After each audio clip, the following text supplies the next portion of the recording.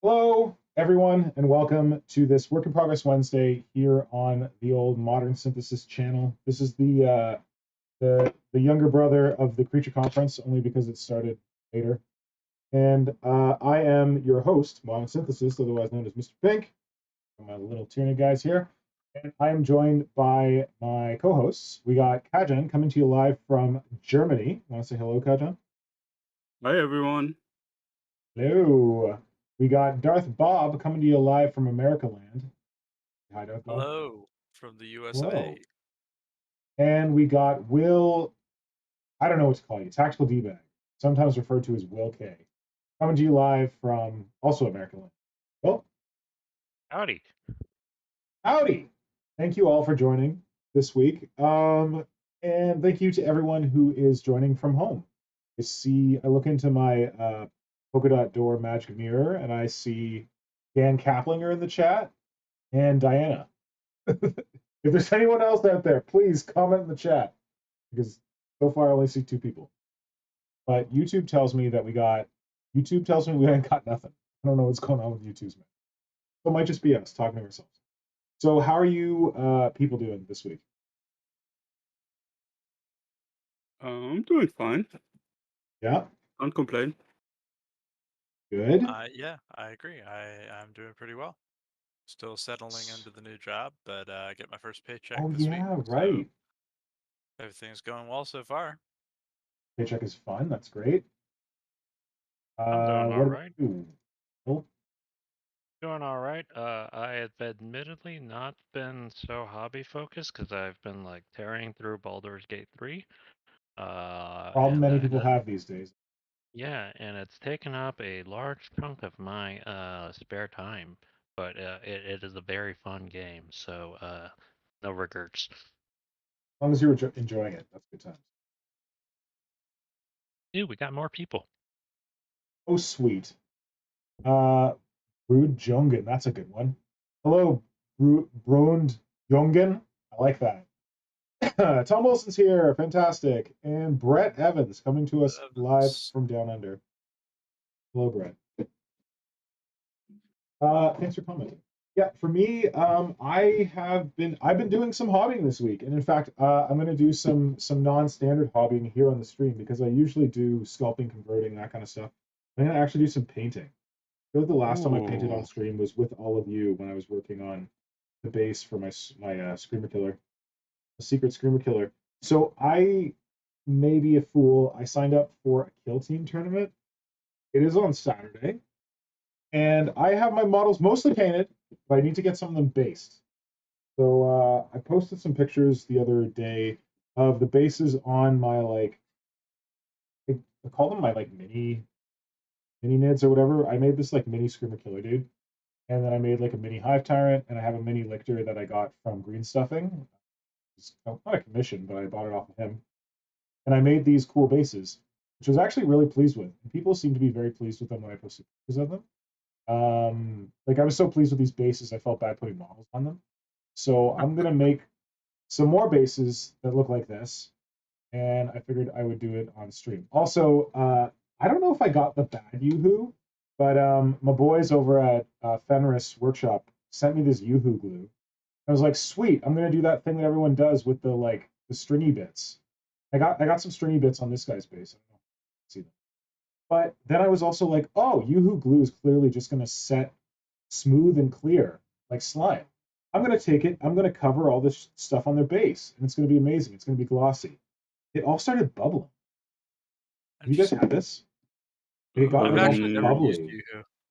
Yoo-hoo. I have never used that. But can't tell you why it does that, but I know it's some kind of reaction.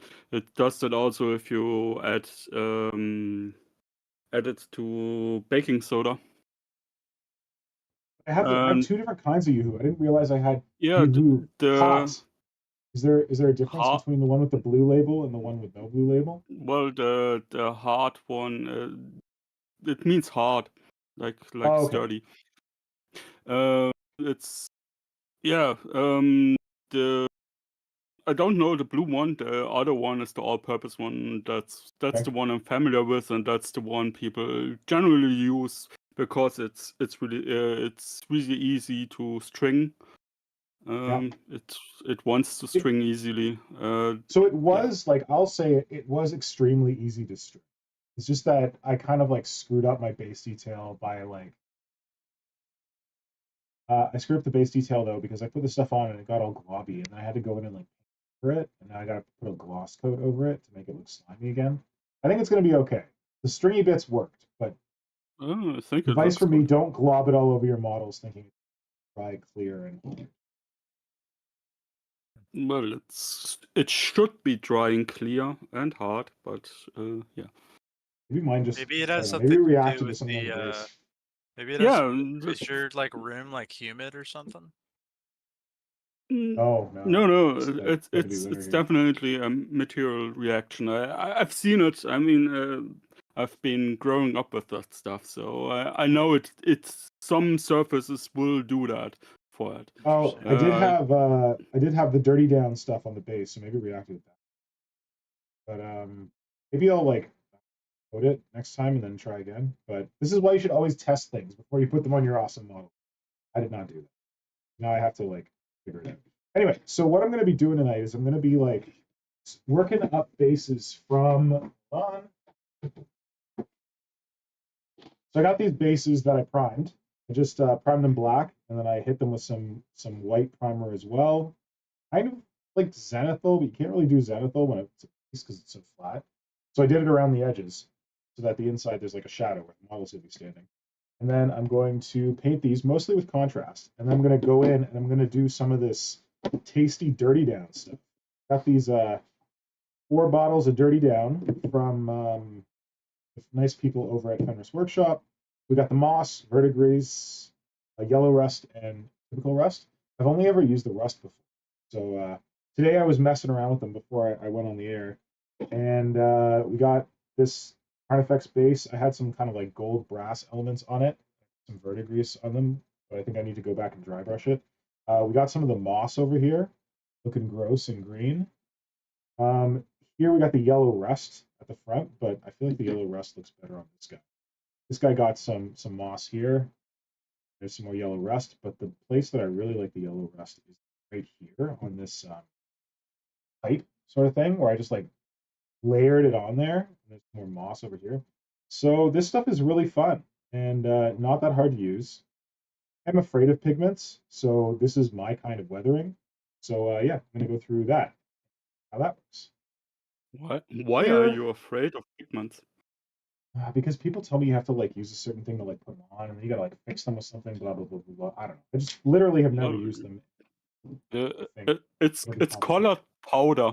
It's colored powder. So you Yeah, but put an won't it like rub adhesive off or down, something? and it's just the stuff that makes the paint color the color you want, and you put down an adhesive to stick the thing down, or you first put the powder on and then seal it in. Either way works. Okay, well, I've never done it before, and I was afraid, so that's why I've avoided it. I guess what you're telling me, Kajan, is shouldn't be a big boy. Get on it. No reason to be afraid. That's kind of my point. All right. Okay, so what I'm going to do first is I'm going to give these a quick dry brush with, don't have plain white, so I'm going to use Pro Acryl Bright Ivory, just because I like the warm colors more, although I did use like a cool white on here. I don't really notice a difference. So, and then I'm going to come at them mostly with contrast. Boy. Dry brushing. Got one of these Artist Opus dry brushes, also sent to me by the lovely folks at Fenris Workshop. I don't know if they sent me this one. They sent me 2, but I may have bought this one. And then I got my handy dandy dry brushing wooden palette thing. That's what you're supposed to do with a sexy dry brush artist. The weird thing for me about dry brushing is that apparently you're not supposed to wet your. You're supposed to like get a little bit of water on it. So I don't really. Used to I always thought wet my you dry have brushes. to dampen the brush. Also, I mean, I've learned you have to dampen the brush And Yeah, so then what they do over on the whole Artist Opus YouTube thing is that they'll like go and they'll get water on like the back of their brush and put like one drop of water in this like wetting dampening pad they give you. And apparently that's enough to wet it. In fact, that might even be too much.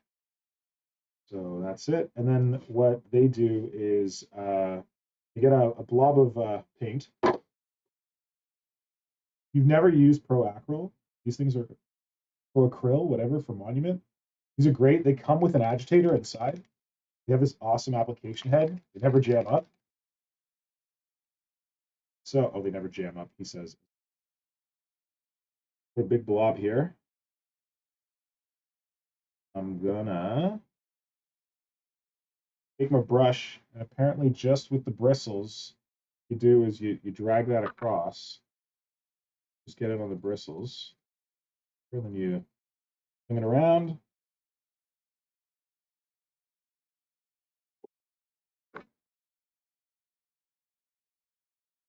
Okay, and I'll get this thing out of here now. And then go to town. Hope for the best. Start with one you don't care about. With this one here.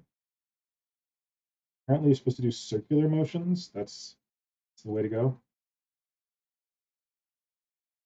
Consummate fees. That?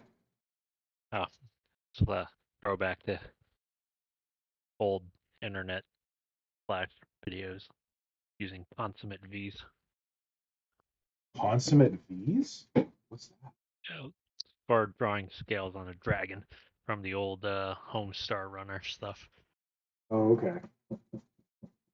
I really like Pro Acryl paints because of how heavily pigmented they are. Their whites, I think, are probably the best white hobby paints out there. They're really. I got nothing but love for Pro. I think they're super cool. I don't know how I got into them. Maybe I saw like Vince Venturella using them or something, but I just really like the I like the bottles because they're dropper bottles. They're big. They're larger than like a normal Games Workshop or like normal dropper bottle, whatever. And they got that cool applicator at the top. Lets you shoot the paint out. Like old school water bottle tops. My only issue I've really had with them, just in my experiments with them, is I do find because the paints are so heavily pigmented that they have a little bit of trouble when you thin them down too much. If you're trying to like use them as glazes, they get a little bit Oh, chalky. But I mean, for pretty much every other use, they're a pretty good go-to paint brand, I think. I haven't experimented with that enough, the glazing. So I can't really. it's pretty much all I do. Glazing? Yeah, I even just have acrylic inks as from Liquitex. That's what I paint with. Nice. Kajan, I feel like I haven't seen a lot of your painted stuff. I feel like I see more of your like, converted I stuff. haven't put any painted stuff up because I don't think I'm all that great. I mean, Oh, okay. I'm not Maybe all that why I haven't great seen it. sculpting. I'm worse painting. Well, I'd be curious to see it. I agree. You post it in the Discord. You feel more comfortable there. That way, only we will judge you.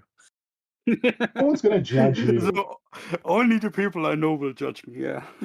There'll be no judgment. Don't worry about judgment. Actually, on the topic of painting, I actually did a test scheme this week, which is crazy The for me because devil, you say. I very, very rarely paint models, but I just got inspired to paint something this week, and I actually am pretty happy that it Cool. came out. Congratulations, dude. Awesome. You gonna share it? You can put it on the Discord so we can all ridicule you. Oh, I did. Yeah, I pretty posted it cool. on Whoops. Instagram too. Oh crap. Okay, well I need to go back and make sure. You literally commented on it and shared it on your Instagram. Oh, it's the one by the guy. It's the one Benjamin Koalin or whatever. The guy Yeah, Benjamin who. Connellan. Yeah. Yeah. Okay. Now I know what we're talking about. I thought it was like a separate test scheme. No. nice. Okay. Yes, I did see that. So this doesn't do very much. This step, it just kind of like picks out the edges better than what's already there from the Zenith Prime. But it's enough. It really, like, because we're going to be painting these mostly with contrast, it helps. Shit, What is your opinion on the Artist Opus brushes? Are they worth it? I've only been using them for a very short time. I don't know what differentiates them from makeup brushes, but I tried buying some makeup brushes from like a local like drugstore or whatever where you can buy makeup and stuff, and they were not great. They were like they weren't round. They were just like kind of like flat. So I honestly got into Artist Opus because when I got signed up as a affiliate, when Fenris Workshop signed me up as an affiliate, they were like, "Hey, what can we send you?" I'm like, "Well, I'm really curious about these Artist Opus brushes." They're like, "Okay, we'll send you some." So that was how I got into them. They're good. Like so far, so good. I've only been using them for about a month, but they're treating me nice so far. It's just the brush sets are very expensive, but like I've Yes. heard a lot of good things, and I was just wondering what your opinion was. Oh, my opinion is so far so good. And apparently Simon Hydra was at Spiel over the weekend, and he was telling me that he went to the Artist Opus booth, and he, like you, it was like, "What's the big deal with these Artist Opus brushes?" And he said that they had a brush there that they've been using for 2 years at shows, and he said that the bristles were still intact; they were just much shorter. But when he touched the brush, it was still like super soft. Definitely something he'd want to use. And the guy at the booth said that they're made to like just like lose bristles as you go, like fall out, but then there's just like shorter bristles. Um, so apparently, I don't know. Ask me again in a couple of months, but right now they're working very well. I think that the thing with the Artist Opus brushes is it's not just the brushes. Like I went and watched their videos, and like learning about like drawing properly is also helpful. And like them telling you that like what you want is like the largest dry brush possible, and you want it like a round one. You don't want to just go like this back and forth. You want to go in a circular motion. Like I think that stuff probably does half the work. But yeah, treat me well so Perhaps I far. will look into getting some then. I mean, like yes, they're expensive, but compared to a Games Workshop model, they're cheap. Right. And like considering it's a tool that you can use on like all your stuff, and if it works well for you, it's going to make you do more painting. I'd say it's worth it. So what I'll say is that if you're going to try Artist Opus, if you're going to buy one brush, buy a bigger one than you think. Okay. Because that's the other tip they give, that you want a dry brush with the largest dry brush. I think this is their largest one. I don't know, might be one bigger than this. The rest of my brush. Okay, so now we have dry brushed the bases. Now I'm going to go in and do some funky masking to get this cool stripy pattern, like the hazard stripes.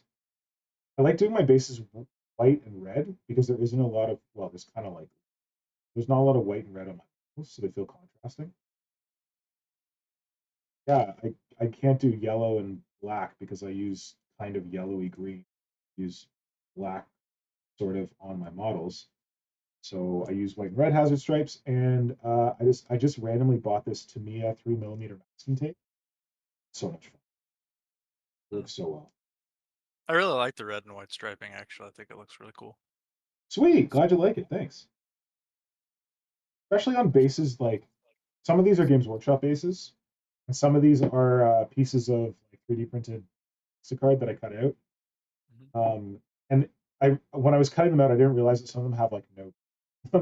It's just like so that's gonna get some stripes. Wilson did note that the base for your Screamer Killer makes him think of Japan. Think of Japan. I think it's the because sort of it looks like a little bit like the Rising Sun stripey. Oh yeah. Fun fact: that Rising Sun pattern is like is not something you models. I have a patch with the Rising Sun with the rays from Infinity, and yeah, that's what like that was the Japanese version of a swastika, like Imperial Japan. Well, I don't know if it was quite that bad, but that was a pattern that Imperial Japan used during the Second World War. So yeah, just be aware of that if you want to put it on your models, because maybe not such a great idea. Also, like, no one's.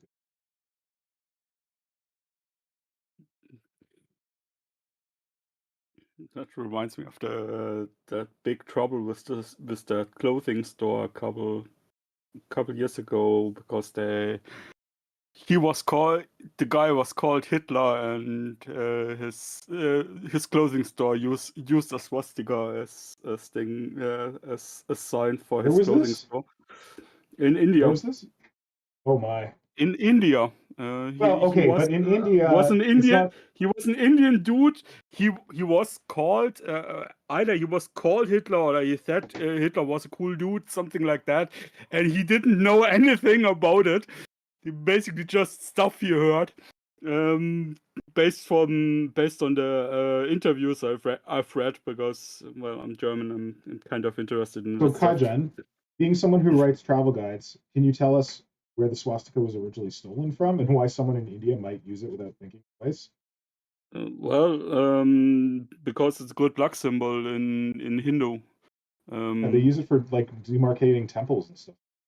Yeah, but it's not just. I mean, we have to say it's not just an Hindu symbol. It's Also in Japan one they of do those universal symbols because it's basically just a cross with some sticks added to it.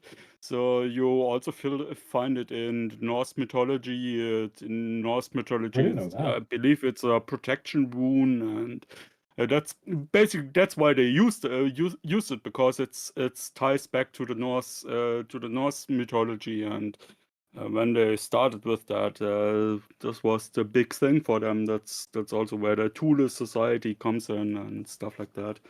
So I don't know if you're going to find it anymore, but there was a time when they might have changed this. But when you open up Google Maps in Japan, you're going to see swastikas everywhere because that's the marker for a temple, a Buddhist temple.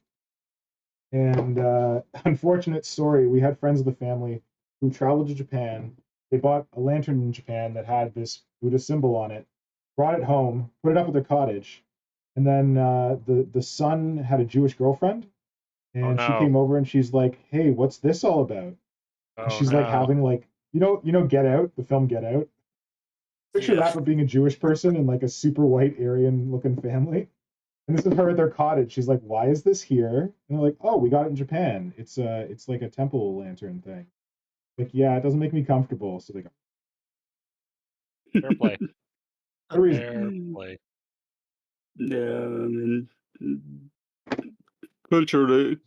cultural sensitivity across borders is.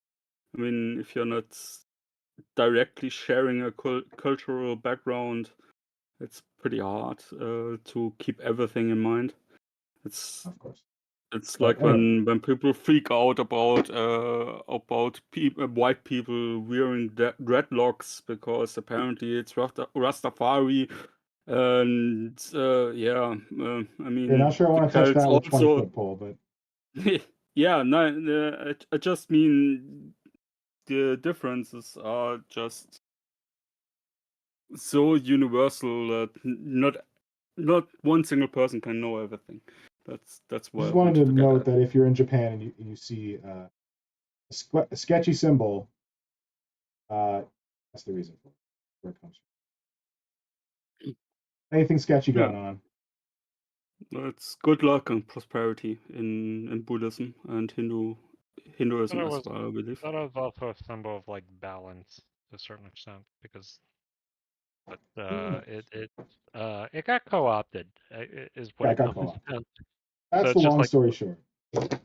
like as a society like let's just not. Yeah.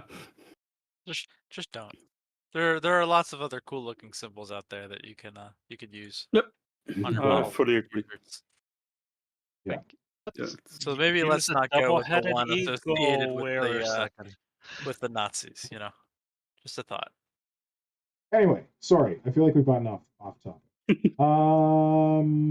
it really what's going on in the chat? Anything really off topic? Yeah, it's No. work in progress Wednesday. Nothing is off limits. What's going on in the chat? Well, Johnny Lashley said, "Nice." Yo, Johnny Lashley. Hey, buddy. Sorry. He said, nice, I caught the stream. Happy Wednesday, everyone. Happy Wednesday, Tom, Johnny. yeah, and Tom said the Screamer Killer makes him think of Japan. And about the bubbling glue, he said, maybe the glue isn't excited enough to go hard. Ah! Got excited a bit more. Sexy dance. And he also said that the swastika was used by the Native Americans, and it's one of the Indian. Was It's it? I on didn't know some. that. Yeah, as I said, it's one of those universal things that every culture used in one shape or another, because it's a really simple symbol, and it's also important which direction the Yeah, yeah. But wings no one knows point that. and It's stuff. just gotten famous for the shape, and that means evil. And it's like, Yeah. no, actually, it just ruined it for people. It's Like the Charlie Chaplin mustache. Straight up, just we can't do it anymore. It's gone. It's done. We're like we've as a society and culture have decided no more of it. Yeah. like the word And Trump. That used to be a perfectly cromulent word. Now no one can use it. that's one thing where I'm like, let's regain it. That's not too far enough gone to let it go. All right. So Kajan, you were going to update us on some non-miniature hobbying you did. Namely, you watched the first 2 episodes of Pariah Nexus, the new Games Yeah, Workshop trying to get your money on Warhammer Community, or sorry, on Warhammer Plus. Thank you for giving Games Workshop your money on Plus. What do you think of it? I thought it was interesting, and that's I'm not the first episode didn't win me over. I have to be honest about that. I got it mostly because I saw it was Sister Sororitas, and I love Sororitas, so I wanted to see what they are going to do with it. And the first episode was basically like a collection of 10 shorts, animated shorts. Oh, really? That's yeah, they're all tied together. They're all based on the same planet, and kind of further the plot. I mean, they are separated as chapters, but they feel very, very short story. It's you One have of them that, because they did that trailer, right? And it was like for like 10th edition, sort of, but it wasn't really for Pariah Nexus. Remember that? Ron was fighting the sister. Wasn't that like miniature preview or something? Fighting the sister hasn't happened yet, but the one they showed the one where the Necron Lord is reanimating a death mark, and they also showed the one where she was praying in a chapel, and that's why the first episode felt like a bunch of shorts that can be cut out as promotion material or something like that. I wasn't too big a fan of that because of the way it was framed. And then there was some really sketchy, for me at least, sketchy dialogue in there. I'm not the biggest on Necron lore, I have to admit. But having, as far as I know, Necrons are necrotier that got their soul digitized, stripped out, and put into metal bodies. Yeah. That's how I understand it. So having the Necron Lord reanimate Deathmark, and the Deathmark comes out and he's like, Lord, this is not my purview, and you should be calling a destroyer and stuff like that. I'm more delicate, and I'm not here to tidy up your battle space. And he's like, and he makes some offhand comment about souls. and the Necron Lord basically goes off the rails, and it's like, I will not tolerate you defiling the science in my chapel with the notion of souls. And I'm like, I thought that was the big deal behind the Necron. Oh, I don't know. I have no idea. I mean, I'm I not. just to cut in a little bit, I think this is evidence of the fact that for a long time it just seems like Games Workshop has no idea how to write the Necrons as anything other than squabbling imperial nobles in evil robot suits. Oh yeah. It, I absolutely hate how they removed any element of the cosmic horror from Necrons, basically just turned them into Tomb Kings in space. And Yeah. everything I saw of the Pariah Nexus trailers, I can't stand how the direction they've taken Necrons in the lore. It's just so grating. Well, I think they try to give him more character, right? I don't. The- Yeah, it's just not There's interesting other ways to do for it, me. but They try to What make separates them them. now? Like they're not alien. Like Yeah, they're human. they're basically just evil Eldar. yeah. Hyper advanced scientific ancient race with a bunch of disparate organizations or craft worlds, sorry, tomb worlds that have their own motivations and unique cults or aspect warriors within their it's so lame. They were much more interesting when they were mindless slaves to cosmic evil ancient star vampires. I fully agree. That was the main thing that bothered me about it. The way the whole interaction played out. It felt very uninteresting and very non-Necron. I don't know what I imagined when Necrons interact, but it wasn't. It wasn't It that. wasn't like, yeah, it wasn't that exactly. It I was think Will kind too. of got, not Will, DarthBob kind of got it there, where it's like it sounds like petty humans. Yeah, exactly. Like you guys are wielding technology capable of like destroying solar systems by just pressing like a star map, and yet you're arguing over don't talk about souls in my laboratory. Like it's so like, and this is a problem with a lot of science fiction writing in general, where writers don't know how to write aliens as alien. They're just they're Other just humans. humans with green body paint. It's the same problem as Star. I've always had with Star Trek and Star Wars, which I love Star Trek and Star Wars, but like it's very rare that any of the aliens in either of those settings kind of read as anything but humans in body paint. That's Hey, sort of Darmok and Jalad at Tanagra when the walls fell, baby. You got that one alien race that speaks in metaphor. That was cool. hey, Yeah, but like little things like that. that's also kind of science fiction because What's that? aliens. That's also like part of science fiction, right? Because the aliens are sometimes a reflection of human society and the human condition. Okay. But sometimes they're a lot more interesting when they're just like, "Rah," just all. I guess it wouldn't bother me as much if they hadn't taken what the Necrons were and then turned them into that.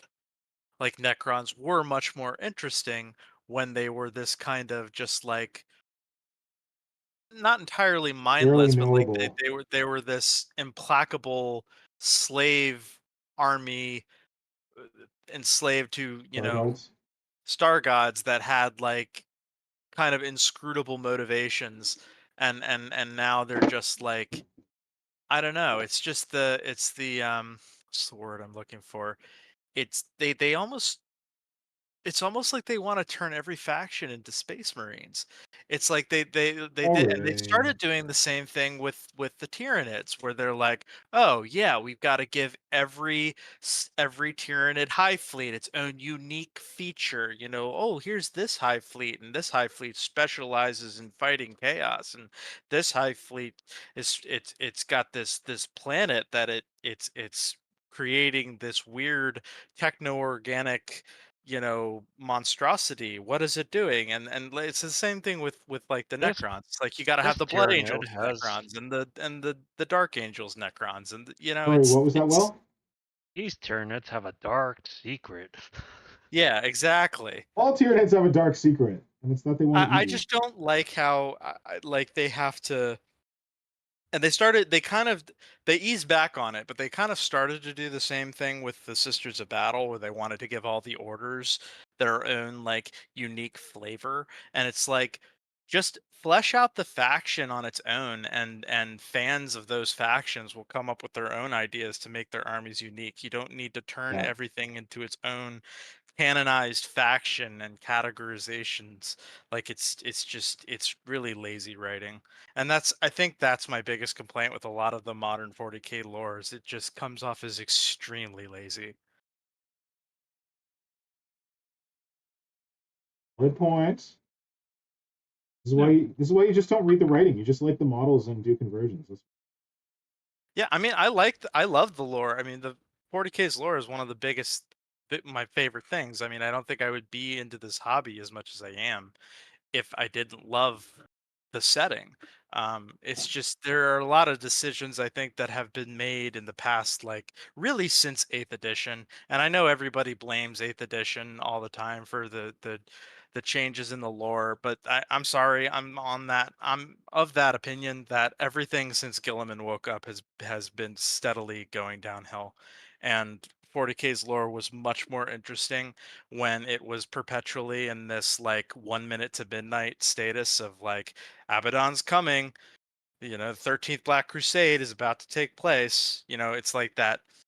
you know I liked when the lore was just perpetually stuck in this 1 minute to midnight place, and fans could speculate on what was going to happen and then fill in the blanks of everything that took place before that. Where 40k was just, it was the Horus Heresy until Abaddon's 13th Black Crusade, and that was the lore, and that was the setting. And I don't like that they've kind of turned the setting into a story. Like now every edition has to continue the story. Well, I like a little bit more story, but I want there to be consequences. Now that we saw what can happen with like Old World / Age of Sigmar / the End Times, whatever. Like now that we've seen that things can get messed up, like I don't know that I need them to reboot 40k like they rebooted Age of Sigmar. Like I got no problem with that, but that's not what I'm asking for. I'm just saying that like I want there to be more consequences. It's like, yeah, we're gonna move the story forward. The Necrons are the big bad. And The Well, biggest yeah, issue with the storyline for Age of Sigmar, and I think there's we in the Discord or somewhere somebody set up a quote from like one of the writers where like it's like, well, like with the old world, there's like a limited like number of space. You can't like just destroy a city like you can in 40k with like a planet. Like you just make a planet when you need something to blow up, and you can't really do that. So like when you go like, oh, there's different dimensions and stuff, it's like, oh, that's I think a very facile and just lazy writing kind of thing. which is Like you can just more evidence that their entire purpose with Age of Sigmar was just, lol, let's turn fantasy into 40k. essentially, yes. Which is like not what, well, I mean, I guess some people wanted that, but the vast majority of people who were big fans of fantasy were not really into. Like me. Or I me. mean, the first thing they did was introduce Space Marines. That was Yes. their solution to fix fantasy, was introduce Space Marines.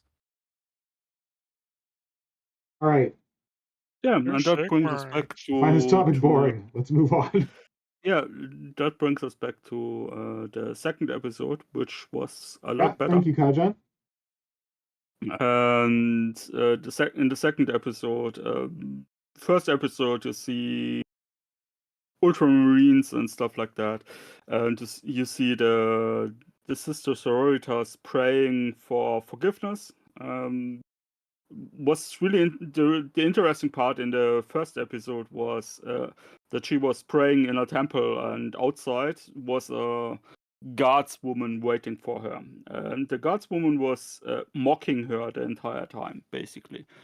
She wasn't wielding a gun or anything, and she basically questioned her faith and questioned the use of the imperial what are we fighting for and stuff like that. And she asked the Sister Sororitas if it was worth it and stuff like that, and it was really interesting because she was constantly antagonizing her. Basically, she was irreverent. She didn't care for the Imperial Creed, and in the second episode, it's more or less revealed that she isn't real. That she is just in the head of the Sororitas, and I found interesting. That really was the point where I said I want to watch more of this. That was the interesting part. Unfortunately, it was very short for a part. The rest was spent on Space Marine. We only saw the Ultramarines and Ultramarines getting their asses handed to them by a death mark.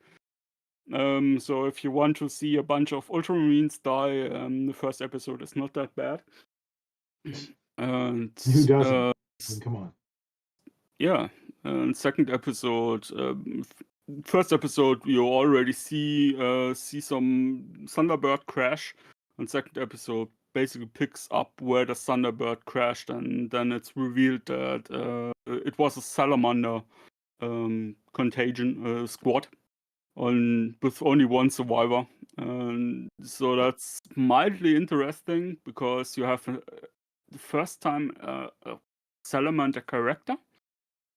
And he also he finds a couple survivors and stuff like that, and that also was very interesting because Salamander are basically the good guys in the 40k universe, and it was interesting how they wrote the interaction, because he walked in there and he scanned the area. His prey site told him there are heat signatures, and he basically saw there were civilians hiding behind a coffin. And so the first thing he does is he puts all his weapons away, takes his helmet off, and steps towards them, and it's like, cool. Yeah, guys, like a real human would do. Yeah, he totally humanized himself, and he was like, yeah, guys, I know I'm looking like I'm cursed by chaos. Yeah, I'm looking like I'm cursed by chaos with my black skin and red eyes, but I assure you I'm a good guy. Cool. I like that. It was a really nice touch to it, and it made it interesting because later he meets the Sororitas, and the Sororitas basically sees the civilians who he put under his protection, and basically she instantly determines that those civilians are a risk and need to be taken out. They are godless, faithless people, and they don't deserve to live. They have failed the emperor, and they need to be taken out. Right. And that conflict basically goes nowhere because Necrons show up and attack them. But we'll see how the next episode. This was really interesting because the entire time she is defending everybody, more or less. Like, she's defending the Imperial Creed, and while the guardswoman that's with her taunts her and asks her who is responsible for the loss of this planet. And she basically, through this interaction, she concludes the ones responsible are the dead. So they failed. They weren't strong enough. Their faith wasn't true and stuff like that. And that is what led to the confrontation. So I can really suggest watching it. I mean, after the first episode, I wouldn't have, but the second episode told me, based on the fact that it seems the guardswoman is all in her head, and it's the Necron influence that's driving her mad, Oh, and how interesting. she is that's also her reason why she wants to kill the civilians, because the survivors are slowly turned mad by the Necron. Okay. And I didn't know Necrons could do that. yeah, I also had no idea they turned the survivors into zombies. Some Necron magic, let's call it magic, whatever it is. I know it's not magic. Is causing the people go crazy and attack everybody, and basically turn them into zombies. Sounds like maybe a continuation, a spiritual continuation of the pariahs from the old Necron lore. Yeah, that's what I was thinking. Because the pariahs were like converted humans. Right? Yeah. Yeah, it seems that's where it's going. I mean, you also saw experimentation on humans in the Necron lab. Ooh. Yeah, the Necron Lord is experimenting, and he sends the death mark because he is conducting experiments at a population after they have won, basically, and he sends the death mark out to get rid of the survivors that's still that are still roaming his battle space, and he doesn't want to send a destroyer because this could potentially endanger his experiment, because the destroyer are not supple, not delicate enough in that touch. Okay. It's quite interesting so far. I think I'm overthinking these bases. I'm like, put these strips on, and I was like, oh, I'm not going to damage them. I'm just going to like put the next paint on. But now I'm like going in and putting all these like nicks and scratches in them. But whatever. Faces All and right. faces. I think I'm ready to put the first coat of contrast on. So I just went and I cut up the tape a bit to make it look more weathered. Because when I peel it off, it'll be like the white paint will look like it's peeling off. So next I'm going to take some Blood Angels contrast paint as like a good solid red. I'm not going to do these, but I'm also going to do some red bits on the other bases because I'm having random red bits on my bases to contrast the green and teals in my Tyranids. All right, what's going on in the chat? Oh fuck! Look at that. Mr. Like, oh, use dropper bottles because you're not going to spill. Totally took the top off this dropper bottle. Myself just in time. I don't think I can get... Chat hasn't been really active, but we have some comments. Tom said they changed the Necron lore almost every edition. And then Keplinger said, aren't the Necrons doing experiments trying to move their minds back into bodies?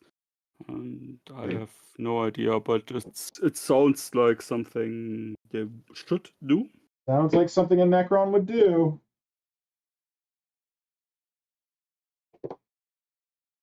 At least this was my understanding that Necrons feel they were cheated by their lords. By the Kajan? Satan? No, Whatever. by their actually ruling the Necron caste. lords. Yeah. Slaps. It was my understanding of the Necron lore, which is, as I said, I'm not that versed in it. That they basically cheated rank and file Necron into servitude. Okay.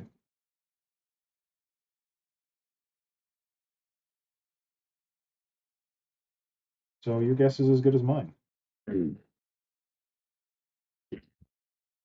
I love Blood Angel's red contrast. It's such a good Heck color. yeah.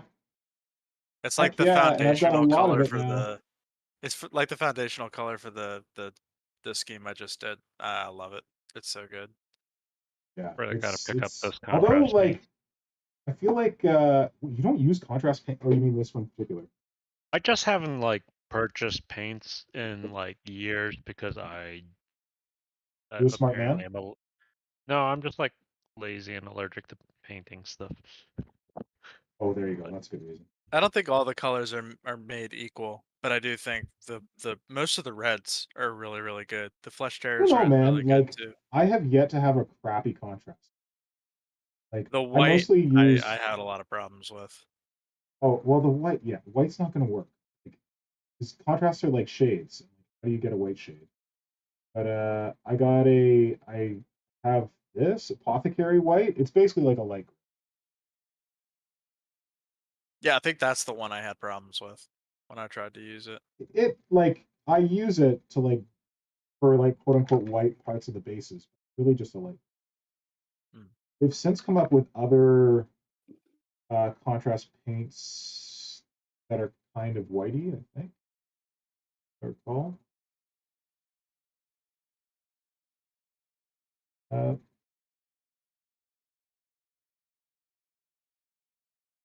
Blood Angel's red is really nice putting over so like my Tyrannid schemes basically you just put the you put the Blood Angel's red over a base coat of Mephiston red and it really really deepens the red and makes it really really rich and vibrant. nice.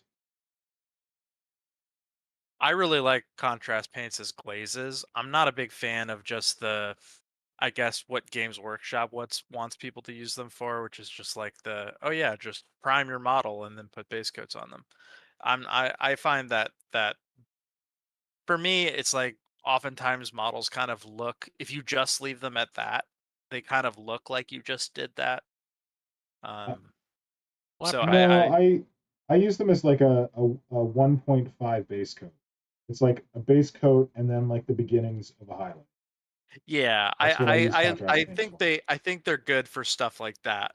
I think it's just when you just straight up just use them as like your base coat highlight and shade, I think it tends to look like that's what you did. Contrast paints kind Yeah, of have a very distinct finish to them when they're just left as is. yeah, agreed.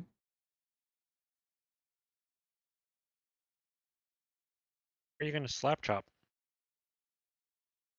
Yep. Slap chop. The painting method that Kind of, they I do with guess. contrast. Or you just Isn't yeah. Slap Chop just like Zenithal Prime and use contrast paints? Zenithal Uh Prime dry brush and then use contrast paints, isn't that basically what it is? yeah, pretty That's what, much. I mean it works. It works really well. yeah, like I don't know that it's necessarily worth the hype because it's not that complicated. I guess if people need it, I mean, remember. It's just The somebody contrast came up with it and they're like, "Oh, I'm gonna put a name to this so people can credit me when they try it." I mean it's definitely better than the old dip method. Oh yeah, dip. You say better than dip? I mean, I never for touched dip. overall look, well, I mean, like dip is I supposed mean, to be really good for Tyranids, but I I mean always to a thought that certain dip ink extent. looked terrible personally. It's because you just kind of applied like chunky, like base layers, and then you're hoping that the WinMac, like or whatever Win or finisher stuff would get enough of the shading for you, right? WinMax or whatever. Like, I don't the remember dip what. stuff. Isn't it like Yeah, floor polish or something? yeah. It's like wood floor polish, and like it looked. You could get fine, but like you're only ever going to get the like brown warm tones, right? Depending on like which wood stain type you got. Yeah. Um, at the very least, the slab chop method, you know, especially with a little bit of the zenithal and the dry brushing, you get some depth of color after you apply after you apply the contrast paints that aren't just going to be like brown.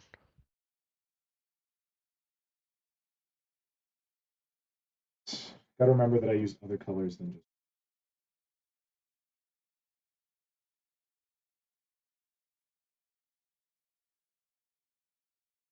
How many other people are going to be in the kill team tournament? Do you know? There's 24 spots. Oh, wow. I think they had at least 16 people sign up. Oh, nice. So it should be a Yeah, pretty so fun tournament. goodly Good size. turnout. Yeah. This is a club that the Zolak, Sam, who was on the stream before, he introduced me. The Maple Leaf Wargaming. The cool part is that the place where the game is like easy striking distance from where I live. I could bike there if I'm feeling enterprising. It's a long bike, but I could bike there. So that makes it easier to like drive half the city. Get to this.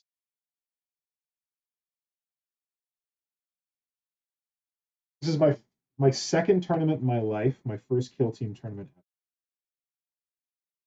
The only reason I went to my first tournament was that someone convinced me that if I painted my army really well, I might win like a painted prize, best painted or something like that. So yeah, there is prizes like that. These guys seem to be more about like not necessarily like sweaty tier competitive play, but more about like going to tournaments and stuff like that. Less about like the hockey stuff.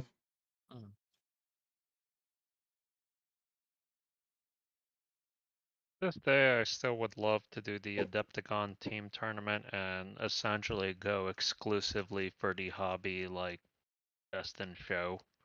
Yeah. That's basically what the Crew guys were doing. I mean, they essentially won that, and I'm Did insanely they? jealous. I didn't know if they did. Did they? They got the best combined Or army. something best hybrid force or something like that. Yeah, best hybrid because they did a mix of like AdMech, whatever and stuff, count as stuff, and like I mean, to be fair, they deserve that win because that combined team army was gorgeous. So I would love sad. it. I'd love a Tyranid version of that. That'd be great. Adepticon's a fun time. Maybe we Hey need man, we could do a a Tyranid version. rebirth of the was it Games Day? Which year was it? The Casavant Prime board. Oh, 2009. Yeah, we need a Wednesday, rebirth of that. Toronto. But Oh an wait, no, Adepticon. Casavant Prime. Sorry, I lied. Casavant Prime was 2008. 2009 was the shitty board, the Tyrant board that I tried to do all myself, and I did not try. Did not come out. Yeah, that'd be cool.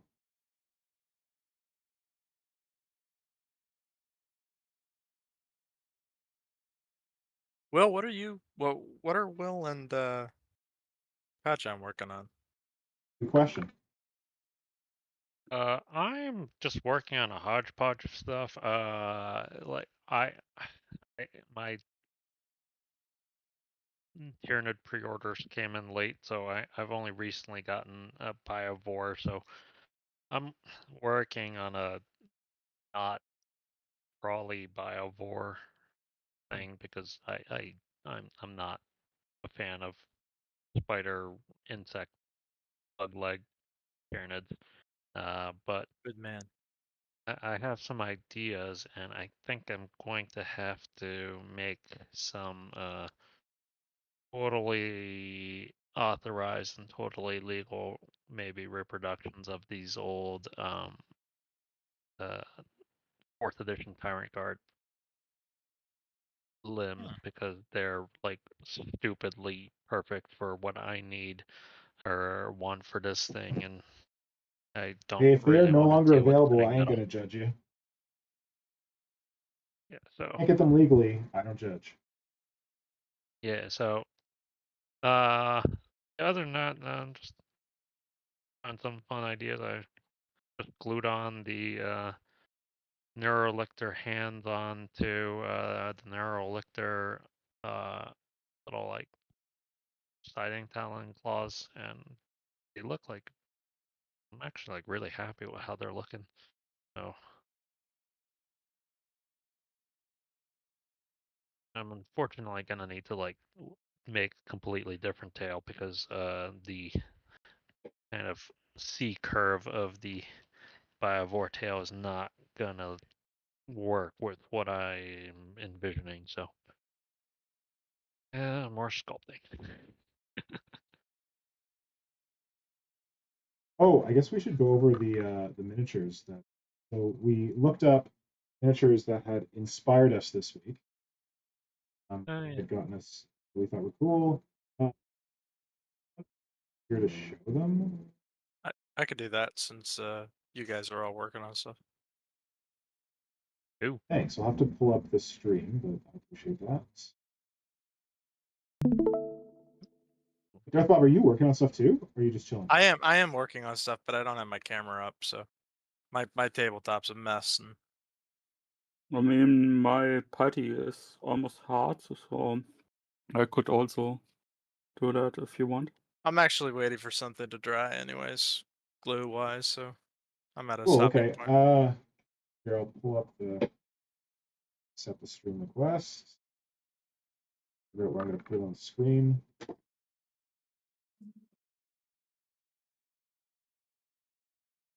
think I got everything pulled up. Are we pulling up Stream. everything, or are we pulling up just the miniatures? Just you can go with everything. Okay. I think. Let me get the Size.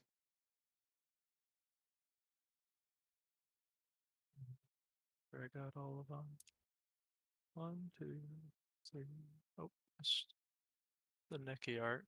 Can't miss the Nikki art. God, why are they all different sizes? Oh, there we go. While we are doing that, I'm also working on a hodgepodge of things. Because the Yep. putty is almost hard, I'm using the rest I had left over to refine some terrain pieces I was working on. Very nice. Yeah, because next month we got November. Yep. Yeah, get ready. I think Flynn's going to launch that soon. The theme, because you're here and you're a friend of the stream, is non-combat Tyranids.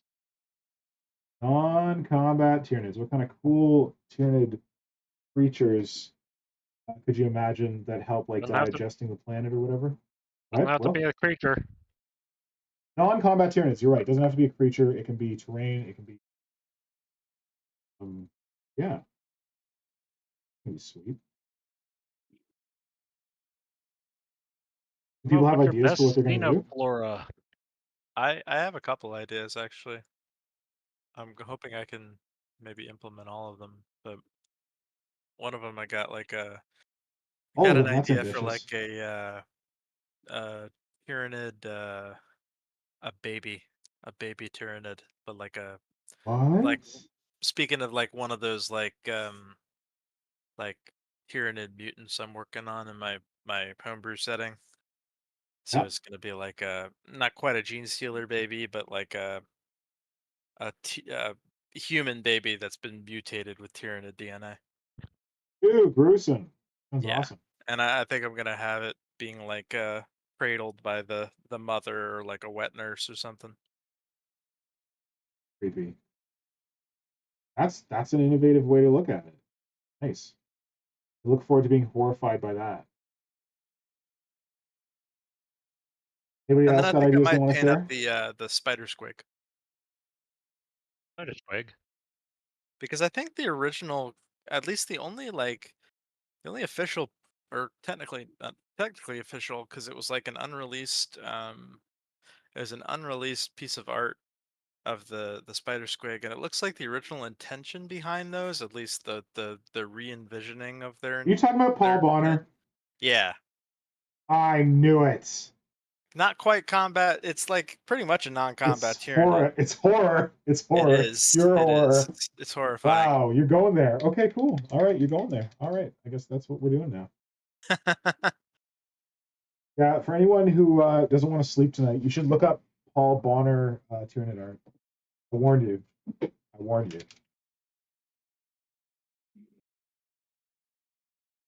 All right, so now the red is down, and I'm gonna do some Space Wolves contrast, which is my go-to like kind of gray, I don't know, gray concrete color slash metal, whatever color. See if I can get this one open, filling it everywhere. Oh, there we go. Who wants to start with the miniatures? We've got Dachande's Lictor up there. Whose pick was that? I picked it mostly because I love his color scheme. It's like simple, muted, but just really well done. Yeah. Someone described it as like Leviathan if it was painted well. Yeah.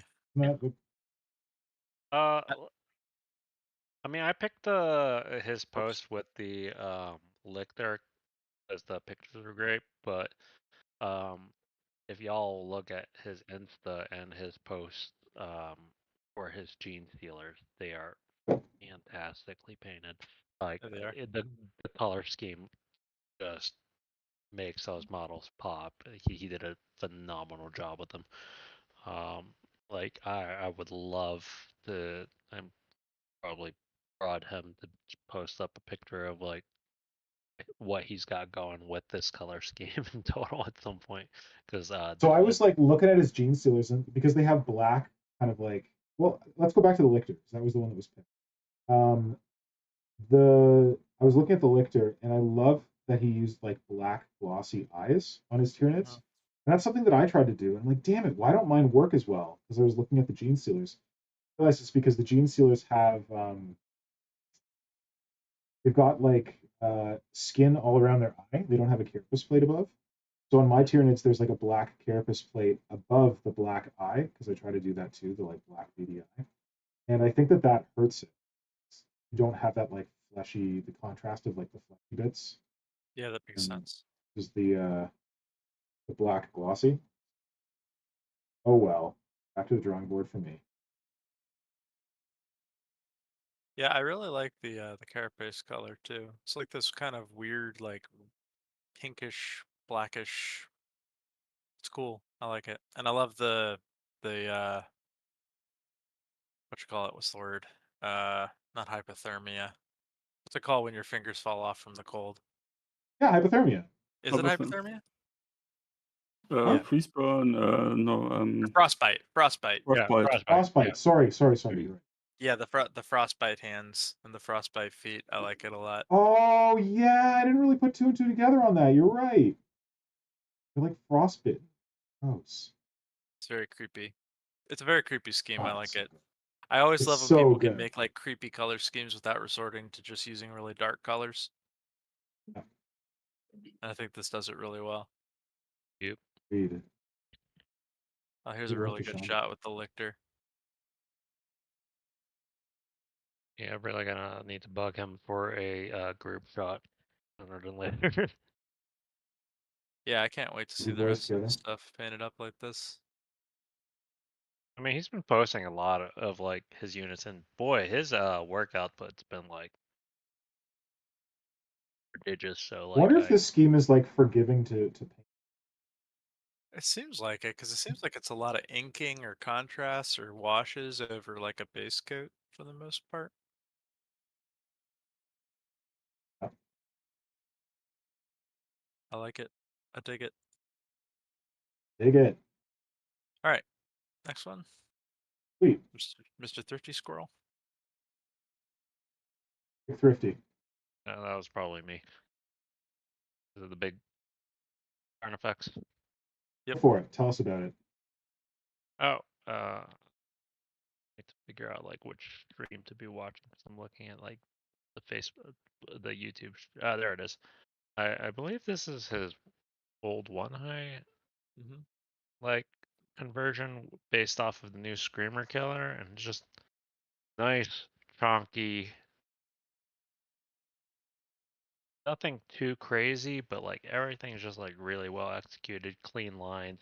Got the nice big R specs claws. That's just fun. It's very Yeah. 3rd edition. Yeah. Nice old school look, which is nice. This is where old But one I came from. Yeah, Yep. I didn't I think Frankendoodle as well did 3rd edition style Carnifex out of the Screamer Killer. Yes, Yes. he did. It's a pretty good conversion. I like that use for the Screamer Killer. It's kind of funny a second edition callback works so well for a 3rd edition model. Yeah, that is a little odd. Did we lose somebody? No. No. Who? The use of that like I think that's Maliceptor or Toxicrene, like kind of sternum piece that juts out is really nice. It says you use the Norn Assimilator Carapace hood to extend the back armor. Oh yeah. The very front of the and front edge of the Oh yeah, I see. Yeah, that's cool. and he got rid of the vents, which I know is is always a contentious point in the Tyranid community. I mean, it works here because he extended the back, and the back has just these opening membrane type of things. I mean, you could be arguing that it releases the heat through those. Yeah, I like it a lot. I approve. that's great. Good job, Thrifty's doing a Squirrel. lot of good stuff right now. I think Thrifty's working on 3 Carnifexes at once. He's got this one. What a mad lad. And he sent me a preview of how he's going to handle the siding talons on them. I don't know if he's posted it officially, but it's pretty sweet. All right, Thrifty is also Team No Cape, so you know Yeah, I'm a Team big No fan Cape. of his. Oh, I didn't know he was Team No Cave. Yeah. Here's his Death Leaper. Oh, right. Okay. I don't know, Pretty much. man. Something about this just doesn't. It just doesn't jive with me. I think it's the talons. I think the talons are just too big. I really think the cape helps to balance out how big the talons are. Also feel the talons are too big. I think the one is too far open. Just Yeah, gotta I'd like be hinge it interested down to a see bit. what this model would look like without the cape and with the normal lictor talons. Normal Lictor talent. Well, I mean, I have kind of the Lictor here right next to. Oh god. So having messed around with this model now and having messed around with it using some lictor bits, not the lictor talent, I will say that the danger of using too many lictor bits on it is that it starts to just look like a lictor. Yeah, that's Yeah. fair. So I'm a little worried about that with mine right now, where I'm like, I need to put some more weirdness in this because it's getting to look too much just like a lictor.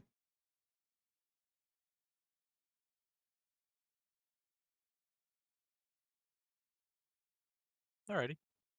I'll move on to the next one. Yep. Going back to talking about creepy and creepy old school Necron stuff, we got this Nightbringer from the Empyrean based on the old Paul Dayton artwork. Oh, I'm so glad someone picked this. I should have picked this. Oh my god, I love it so much. Yeah, it's so good. That's one of my absolute This. favorite pieces of 40K art, period. And I'm so glad to So see it. that's the piece of art that I tried to get the War Singer to recreate for me. I feel like this captures it a little better. Yeah, I I have mean, a With me, the so, lovely like, Empyrean sculpt. does such a good job, like capturing that classic grimdark 40K aesthetic in his models, and this model's no different. It's not done yet. I think he's still got work to do on it, but just how it's been coming along so far, it's so cool. coming along just fine. Bits of the cape that are like all torn and flying off his shoulders are just lovely. Yeah, it's Such really great cool. motion.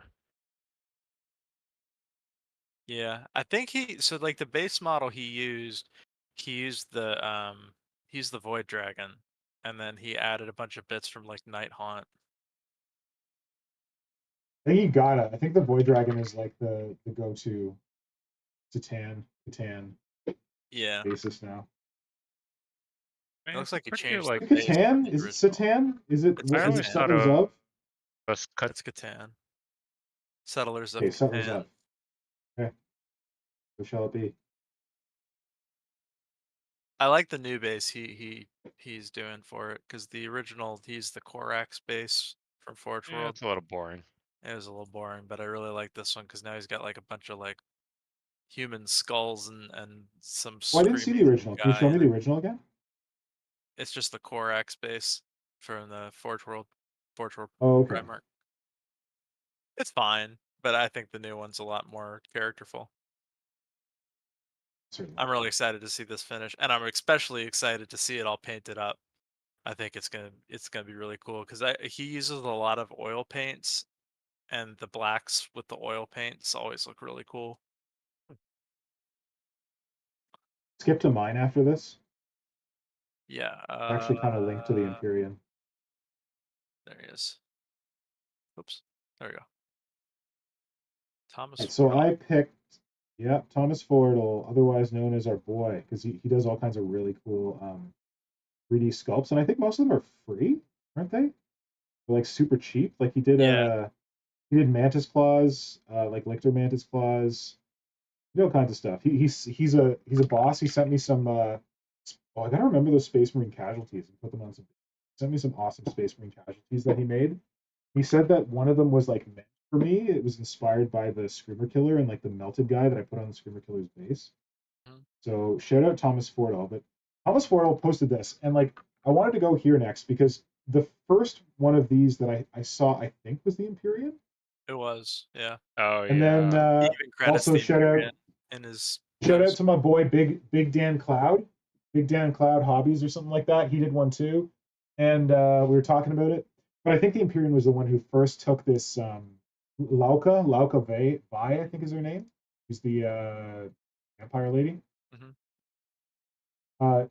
First took Lauka Vi and made this made a winged hive tyrant out of it. And I wanted to share this one from Thomas Fordall just because it was this one that I saw it and I'm like, okay, goddamn, I'm just gonna do it. I need to do it.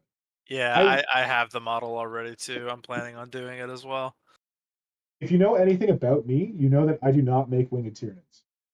I don't Does think not. I've ever made a winged Tyranid. I'm like kind of working on one now, the winged Prime. But yeah, I don't make winged Tyranids. They don't really speak to me. But when someone told me that a winged hive tyrant was a Vanguard invader model or whatever, the whole thing where you can have an army that's like wall to wall lictors. I was like, huh. And then like the whole thing where you can give your hive tyrant this biomorph that like gives it chameleonic scales. And I started thinking about a winged lictor hive tyrant. I was like, okay, I got to do it. And this is the way. This is the way it's got to happen. Yeah. So I talked to my little friend Dwarfenage, who may or may not know is obsessed with vampires. I was like, hey, if I buy this model, can I do you want the top of it? Because I just want the bottom. And Dwarfenage just said, I may already have this model and I may only be interested in the top. I'm like, seriously? So we're gonna figure out some kind of little arrangement where Dwarfenage is gonna hook me up the beastie parts of the Lauka Vi model, and he's gonna hang on to the vampy parts, and I'm gonna make me a winged Tyranid, a winged lictor hive tyrant, and it is though this idea first came from the Empyrean, it's going to be Thomas Fordle's fault because his was the straw that broke. So thanks, Thomas Fordle, or Tom Fordle. Yeah, it is a very cool convert. Those wings. As soon as I saw those wings, I was like, somebody's gonna turn that into a Tyranid. and if somebody doesn't, then I'm gonna be the person that does it. And I'm glad I, that kudos to the you, hive because it mind took was me a all while on to the get same there. page. I didn't get there myself. I need to see other smart people do it. And I was like, oh, okay, I guess that'll work. The asymmetry on this is kind of interesting. I mean, So he's the got wings, the way that like the lower arms. Like he's got one little gene stealer arm, and then he's got a giant barb strangler. oh yeah, I didn't really think about that. It is nice. He says it's work in progress, so I'm interested. Oh, and just for people who haven't seen the original Empyrean Yeah, you one. want to pull it up? Thank you. I hope he's going to close That's those nice. holes. No. It's, Was you it? used to have it I pinned. want to close the holes, Kajan. Don't worry. I'm gonna close There we it. go. This is the one that the Empyrean did. Yeah, creepy. Let me see if I can There's- find the unpainted version.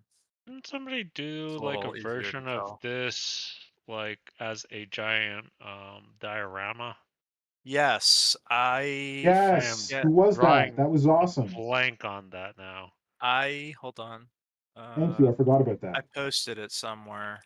Yeah, like In the one of you guys Discord, I was it on think. the Warp Shadow like page that Maybe, I don't know. I found it. There yeah it is. that I Here mean it that goes. thing Thank you. There it is. ox sculpture. Yeah, hit it Yeah, up. there you go. Wait, I gotta fix the screen. All right.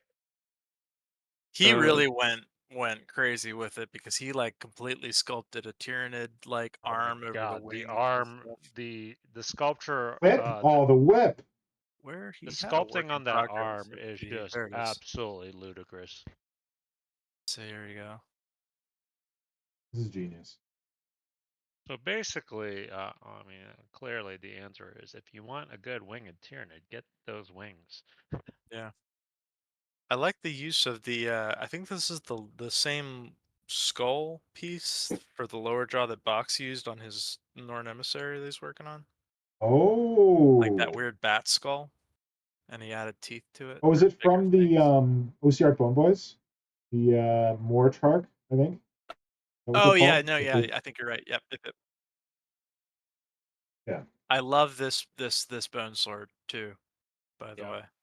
That is absolutely gorgeous. That's made from the neurothrope Yeah. piece, isn't it? Yep. The motion on this model is fantastic. Oh yeah. It tells such a great story, and the fact that apparently he set it in a 60mm base so that he can. Oh no. He moved it to. He removed it. I think he changed his mind. He was like he wanted it to be a giant diorama, but the lash whip. I Yeah. love how gigantic the lash whip is. It's just crazy. These poor That is a guardsmen. good choice. These That is a poor good choice. guardsmen. Oh, people who are really good at doing all of these things. Oh my God, Will, you're pretty good yourself. Quiet you. Can we quick put the link for that in the chat? Oh, thank you. Yes. Oh, actually, can thanks, somebody else Kajan. do it? Because I don't want to accidentally show tabs I Can you don't want shown. send it to? Can you? Like, are you sharing your whole desktop, or are you just sharing how's the guys? your window? I think I'm just sharing the screen. Can somebody tell me if it's switching? What's the guy's How is name? As a what's his name? sculpture. Here. What's that? Oh, it looks like it's just keeping it to just that window. There you go. As a sculpture? Really? Oh, here we go. Yeah. Ah, found it. Copy link. Here. I don't know how that. I typed it into the YouTube chat. I don't know how well that's gonna work, but I got it. Oh, He's you. also working on a neuroelector. apparently. Looks like he's just reposing it. As one does. Very cool though. Oh, with that cool base, yeah, from thing. I will say, if I can find a cheap secondhand neuroelector, I will make my stupid salsa dancer neuroelector, and it's going to be stupid and glorious. Better. But I am not going to do that with a $40 new model. Come on, Will. What are you afraid of? Alrighty. We got the War Singer, since we mentioned the War Singer earlier. Kajan? Yep. Kajan, here's your boy. Yeah. I the- love the War Singer. The stuff he does is just magic. Yeah.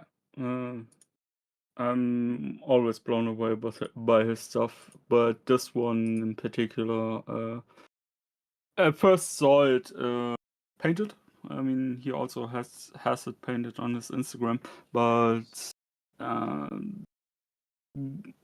when I saw it, it was like, oh, this looks amazing. And then I went to look if he have the work in progress, or in this case.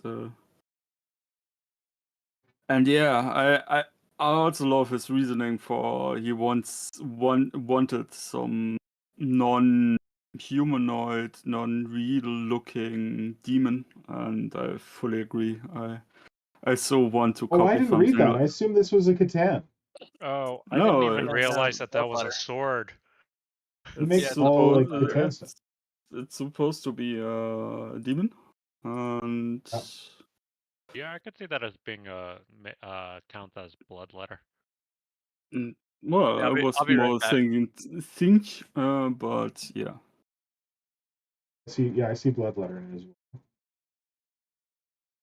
Oh man, like, I mean, I've seen him post videos of him like making some of the stuff, and it kind of looks like he's just destroying the crap out of a hot glue gun, but like, I mean, the results Oh don't yeah, lie. yeah. I mean, I really want to know how he does it. I haven't seen, I haven't found any of his how he does it.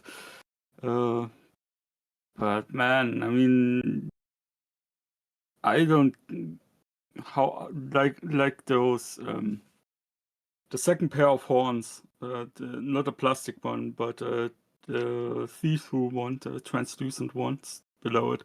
I wonder if is that hot glue again, or is that just It looks like hot glue over sculpting wire, which he's just like from the few videos I've seen, he's just very good at like coaxing the hot glue, and he'll kind of double back with like the tip of the hot glue gun to like work stuff. And like you look at his hot glue gun, and like the heating tip is just a hot mess. No pun intended. Like just because Yes. he uses it to sculpt the stuff, and it's just like, oh yeah, I'm too nervous to do that. Like with mine, because I feel Just like get a dollar store one, man. I essentially have.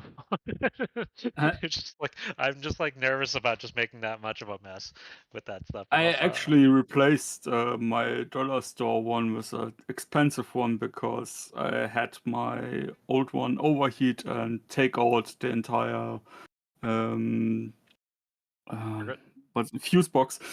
Oh, what? The- Wow. Uh-oh.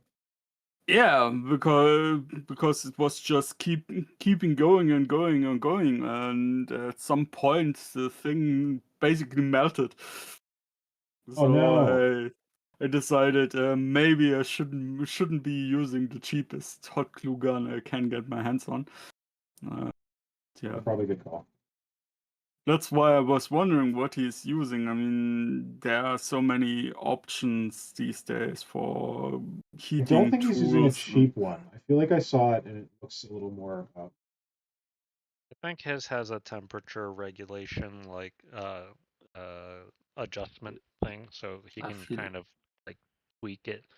But Yeah, I feel it almost has to have it. I mean, I'm the thing is, what I'm so impressed by is how smooth that his how uniform the thickness is, and like these tentacle these horn tentacle things at the face.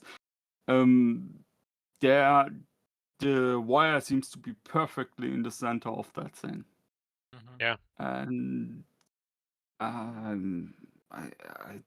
don't know how you get it that smooth. So I'm so always amazed by his work. Yeah, I really like how this kind of I mean, like, having read a significant number of the the 40K novels, this is kind of how demons are described in a lot of the novels, is kind of being like kind of flickering in and out of reality, kind of not fully there, incorporeal almost, and more ghostly.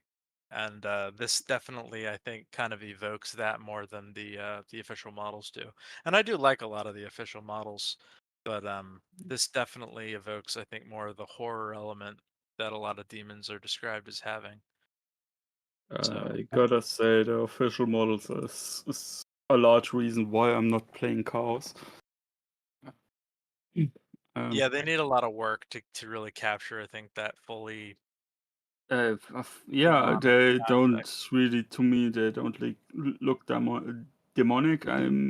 I'm fine with them for fantasy, but for 40K they are way too static. I mean, why I'm fine with fantasy is because I always see them in the fantasy where you have the regiment sizes and you want to have them on the square basis where you can stack them together and you push 20 of them forward. So having them pretty static looks good, but for 40K where you have them more scattered, I find them not dynamic and not individual enough, and yeah, they're way too uniform. Yeah, that The makes sense. the pose here is kind of reminiscent of the second edition Bloodletter too. A little bit, yeah. Yeah. Is it second edition? I think it's second edition. These ones, these guys. Yeah, that guy. We are seeing Oh man, your I entry. forgot No, about that. Forgot about I those don't have your models. whole window up. I do not. Oh, hold on. Let's see if this works. Maybe. Hold on. Tom said, I think the thing the war singer always forgets to put in his videos is the ritual sacrifice he has to perform for each build. Yeah. Oh, we All right. Oh, I didn't even know those ones. Yeah, there's that. I really like the old style of Bloodletters. They're I definitely always older models, but I think they're really cool. If more demons look like this, I would go back to playing demons. someday I'm gonna work on my demon pet project that I have growing in the sidelines for I have years. a demon pet project. I hate that Nurgle is like always just like fat That, bloated like stuff. So like yeah. with my idea has always been Nurgle is like the Lord of Decay, right? So decay doesn't have to be like messy decay. So I always kind of like the idea of just like Emaciated. like entropy, right? As opposed to just rot. Rot. So I always had this like idea of just like emaciated kind of things, like they just kind of suck and just like the gradual decay of time, oxidation and stuff like that, rather than just like that nasty Give me fleshy Nurgle rot. mummies. Essentially, yeah. But that's in a long list of other projects Down the line. as we do. Okay, Yeah. so I need to apologize because I feel like I didn't realize what time it is, and it's getting late, and I thought I was gonna get to like using these cool effect paints on the stream, and I don't think I'm going to because I'm still painting bases. But That I is how am painting recording works. this, and I will make a full video that has the effect paints in it. Maybe I can quickly get some on now before we run. I need to pick one of these bases and be like, hey, it's ready for the paints. Let's do it. Do some verdigris. Well, then I don't have any I will. brass. I don't actually have my brass paint here. Like, I need to put the brass paint down first. I guess Right. we can real quick just go through the last two. Oh yeah, let's go through the. Yeah, let's. Thank you. We got the Nikki art. He's fantastic. I mean, I love that, but who recommended that? That was my pick because, as we said, pick something that inspired us and that totally inspired me. I want to try and get some kind of model like that going. I'm Well, not Nikki quite said that sure. she was open to people converting it. I'm not quite sure if. I mean, I first looked at it as a Tyrant Guard, but I don't. I think I have to do too much conversion on the Tyrant on the Guard to get it into this form. So it probably is going to be a Carnifex. Yeah, Yeah. good choice. Probably some gun facts. That's probably where I'm going, but I definitely want to do that. Especially the one that's on the screen right now, where it's basically a ball with a gun. I absolutely love that. Like it's a real tank, Yeah. biotank, and She's so absolutely. talented. I Yeah. love her. Yeah. I love her Makes me artwork. sad that she didn't do any of the Tyranid. I'm At least actually none that we've seen working on a yet. model based on one of her concepts right now. Sweet. I keep meaning to. You know what? Like,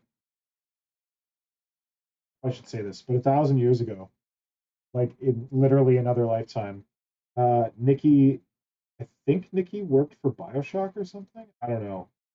Nikki posted a Bioshock of what are they called?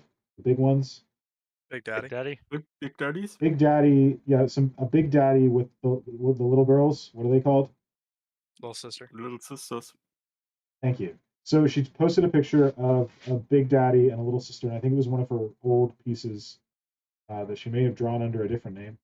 And I don't know, something about it just inspired me so much. I was like, I just want to make that. I just want to make that, but I never did. I feel like an idiot. But it was just like long time ago. It wasn't even 40K. I just saw it. I was like, this is amazing. I want to make that. So yes, her stuff has been inspiring me for a long time. Yep, she is an inspiration. When I was coming up with like concepts for my Triptych 28 project, I immediately contacted her to get a bunch of Tyranid concepts done, and I've got like I think like 20 of them sitting on my computer just waiting for me to turn them into models. Oh man. Sweet. Yeah, she did like those free Tyranid concepts for like the community that she posted. They were awesome. Yes, to Resistance. Pulling the tape off, getting them white stripes. I think these white stripes are not. That doesn't look like Jack White and Meg White. I was thinking that.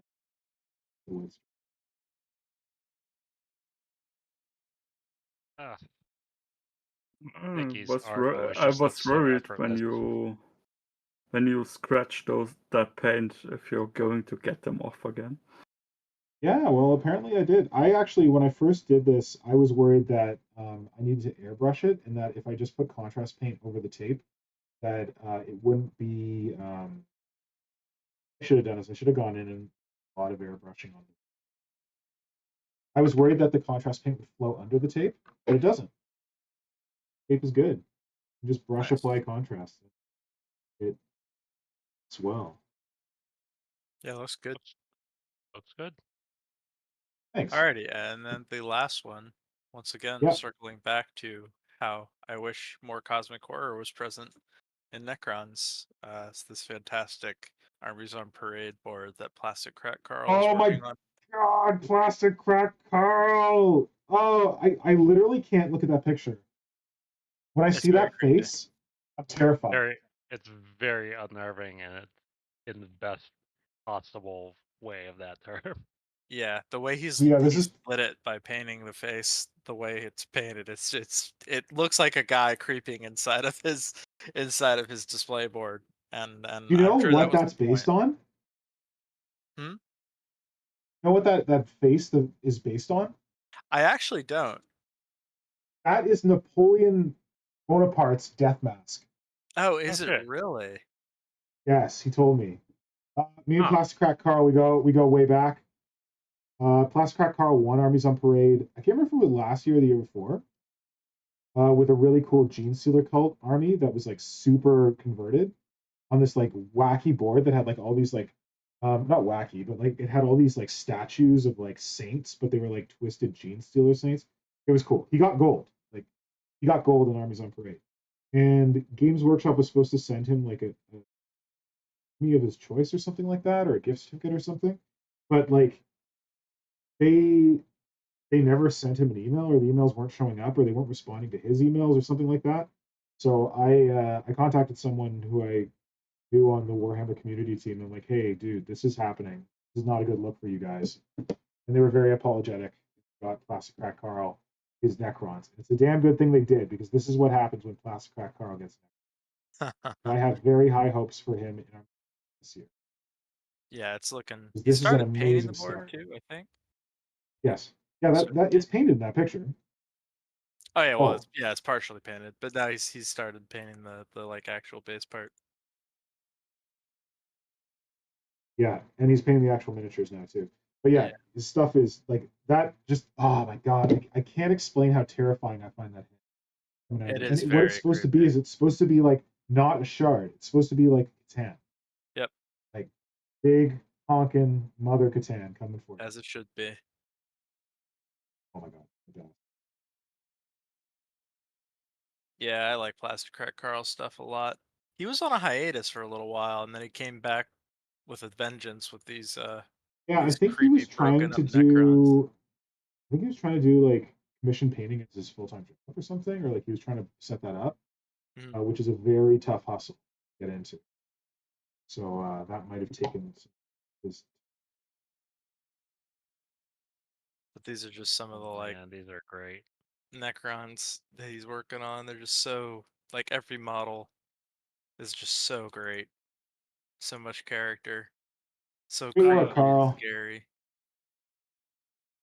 I love the end result that he's getting. Trying to imagine doing that much custom work on like essentially every single model. Hmm I'm tired just looking at these Come things. on, buddy, you could do it. You just got to do what I did. Get unemployed. Then you got all the time in the world to do it. Well, that does help.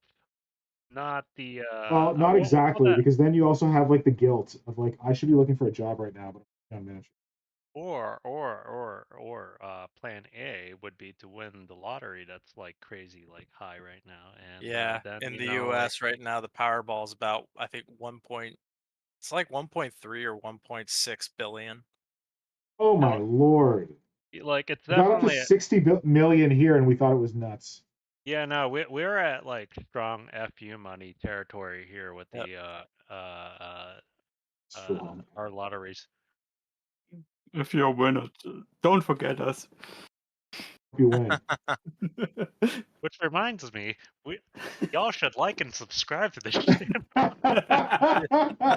Since none of us are going to win the lottery anytime soon, make sure you like and subscribe. Yeah, that Oh, it's it's so so creepy. creepy. It's so But good. it's so good. I can't wait to see the No. board finish. This is like a project that I'd like this. I haven't been more excited about seeing a project finish. I haven't been this excited in a while. It's very cool. Yes, certainly. Actually, even making like the flesh these guys. I like Hair this guy holding the holding the mutilated face and just looking at it. Like, where can I put this on myself? skin flares, flesh flares. I Players, Flayed ones. flayed ones. Are they Yeah, called flayed ones? yeah, flayed ones. like I the concept like lore wise is fine, but I think it's kind of a difficult concept to evoke in a static model, if that makes Yeah. sense. Yeah. But they're definitely looking a lot better than the stock models. This is so cool. I love this model is such a good model because of how posable the legs are, and I really love how he's fully utilized the posability of it. Yeah. Yeah. It's a forge rolled one, right? Hmm. It's a really cool model. So I think that was all we had in terms of cool Sweet. Well, models for the thanks week. to all you guys for pulling them together. Word.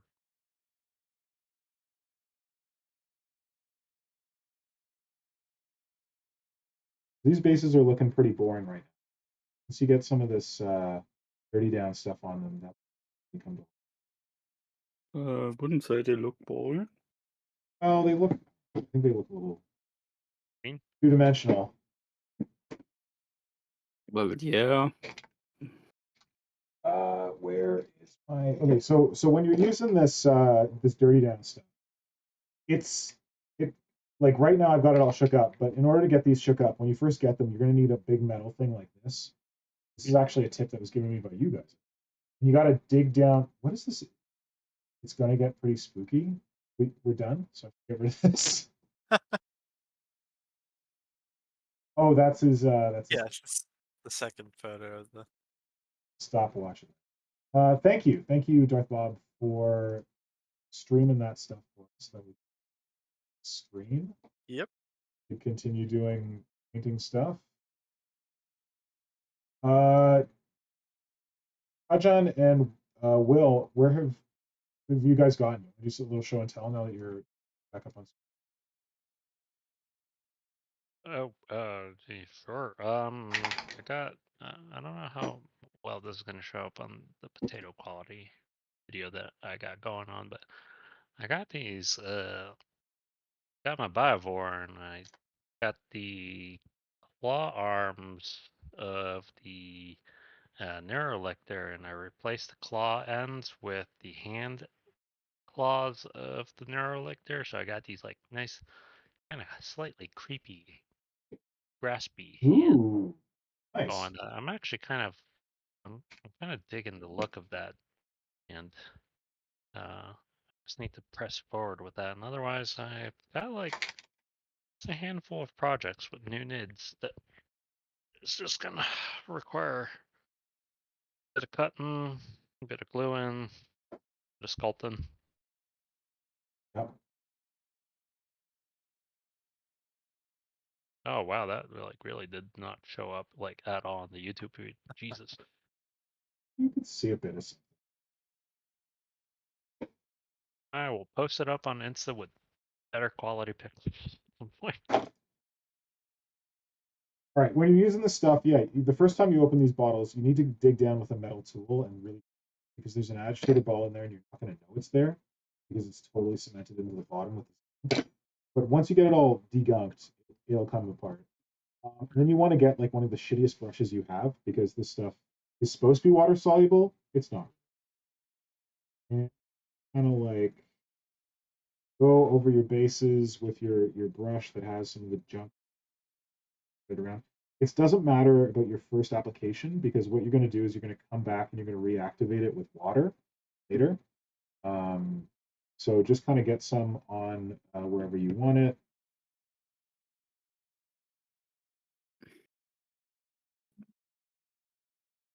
Yeah, blurt it around. This is the yellow rust, right? All the rest, yeah. I don't think I've Pretty actually cool seen stuff. the yellow rust before. The finish, what it looks like while dry. I thought that like Bob Lins or whatever on Instagram was like the maker of Dirty Down. I've since been corrected that they're just a retailer, but they did a really cool thing where they took like one of the like Necromunda tiles and they just put the yellow rust on it, and it wound up looking like a map. Like, it looked like a Tolkien like drawn like map.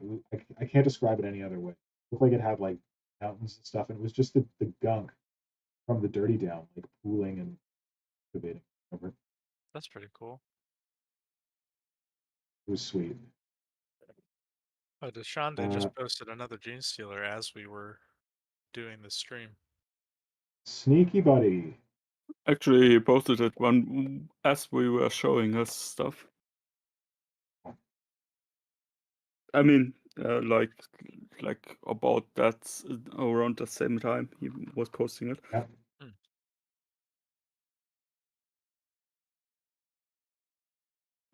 Yeah, and I've been working on a couple of things. As I said, I was working on my old one eye.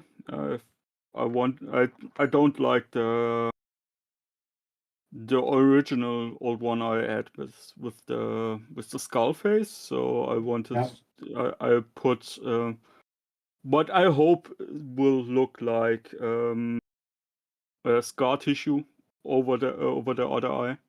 Use the regular head and put scar tissue over the side. And I'm working on my own version of rippers, which will be base ornaments for my for the Screamer Killer, and supposed to go together, so they will be crawling over each other and stuff like that. So yeah, I'm still working on my Tyrant Guard shield, which is supposed to be a much larger shield for them to wield, because I always feel the Tyrant Guard is really small for their rules. I mean, Certainly, I agree with you. Mm-hmm. Yeah, So I totally. want to have a really big shield, and when you compare it to the Carnifex, like the shield is going to be covering a standing Carnifex. So that's the final goal for that shield. Yeah, that's pretty much, and lots of Tyranid terrain stuff to work on, and yeah, that was basically what I've been doing tonight. Nice. Thanks. And thanks for doing the comments. You've been comments a lot. Appreciate it. Speaking of which, anything going on in the comments now? Aside from Tom Wilson's earlier saying that he wish he could afford Nikki's work, which I totally agree. No, sorry. It's a little bit expensive, but she has some options. Like, she has like prints and stuff like that. There's Her a couple of commission different ways work to is like. not expensive at all, I think, for the quality of work she does. Yeah, I mean, you have kind of a larger budget than some people. Well, true, but like I've been I mean, known I to- paid for commission work before, not from. Yeah. I mean, I use the word professional loosely because, like, you know, technically anybody who makes money off of their artwork is a professional artist, but like Nikki is a professional concept artist that has worked for major companies. And I Yes, think, yeah, and for I've sure. gotten commissions for people who haven't done that. And I think her prices, considering that, are kind of in line with people that I know that have not done work for the degree and level of clients that she's done work for. So I think Nikki's prices are actually very reasonable given her experience and, you know, the yeah, people she's nobody worked with. doubts that. I mean, I 100% agree that any price she is asking is definitely worth it. But I can 100% understand Tom when he says that he wish he could afford it, because even though the money she is asking is reasonable, it's also still a lot of money. Oh no, for sure. I mean, commission artwork is expensive in general. Yeah. Any original art is. I mean, that's just kind of the name of the game. But yeah, I can understand that other people find it prohibitively expensive. But what if you pay an exposure? Yeah. Do not even joke about it. I will smack you. All right. Step two with Dirty Down. Step one, put some blobs on. If it looks like this, You're not done yet. You got to get in there with a wet brush, and you got to just mess it around, because this is when it comes to life. Like, get it in like cracks and stuff, and like clean it off some areas, kind of like expose stuff and move it around. In fact, now I'm worried I put too much of it on here. You can always get your towel, and once you've messed it around, you can wipe it off, kind of like clean off some areas. So it's Always have a enamel-based? towel on. Sorry, what? So it's enamel-based? Enamel? Enamel. No, it's oil-based? not enamel based. It's water based. It's water-based? Okay. Yeah, it's water soluble. would- That's why you can reactivate it with your paintbrush. This is where Oh, these okay. these lines are going to start looking cool, because they have like this rust across all of them. And Tom just Um, said he agrees with what we just said, and he wouldn't ask her for it to be any cheaper, but it's just not in his price range right now. Makes sense. Sure.